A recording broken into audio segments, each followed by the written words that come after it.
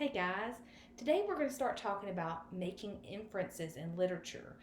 The standard is RL 6.1, and this is also going off the textual evidence standard that you may have talked about already with your teacher, textual evidence.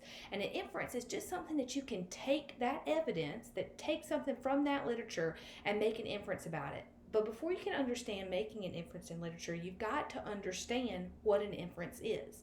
So, what is an inference? An inference is a conclusion based on evidence and reasoning.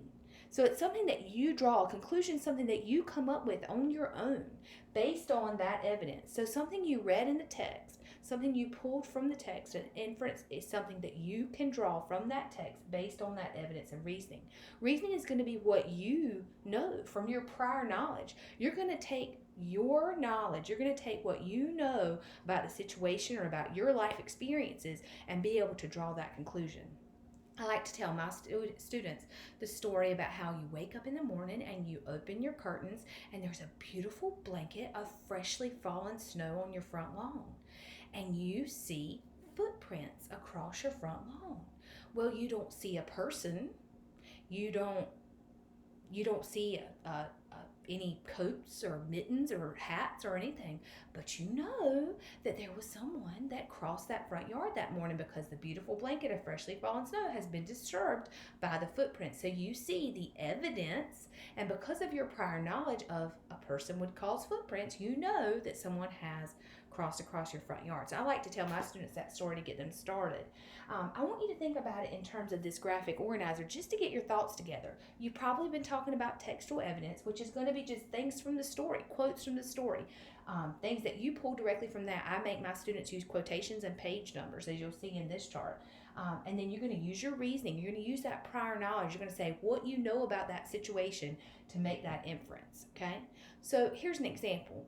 I'm reading a story right now, and the family has a dirt floor in their home.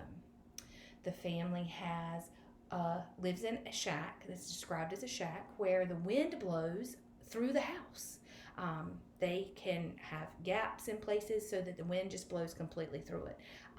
It talks about the cabinets and the refrigerator being bare. So based on my knowledge, my reasoning, I infer that the family's poor, that they don't have a whole lot of money. Now, the author doesn't come out and straight tell me that. The author doesn't come out and say the family was poor.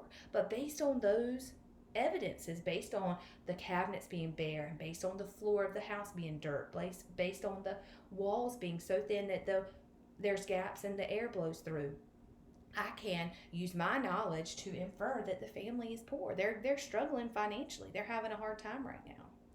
So that's my example, footprints and the poor family. Those are two good examples for you to remember inferencing with. And I'm going to give you one now that you can practice. I just finished Wish by Barbara O'Connor. If you have not read it and you like dogs, I would totally recommend it. It's an excellent book. Very, very sweet ending. I had a tear or two. So I'm going to give you an example with this. This is about a story about a little girl who has an issue with at home and ends up having to go live in a new town with her aunt and uncle.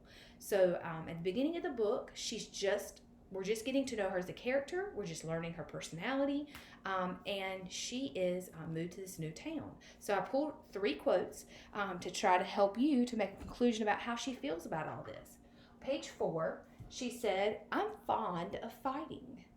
We know that fond means she likes it. So she likes fighting.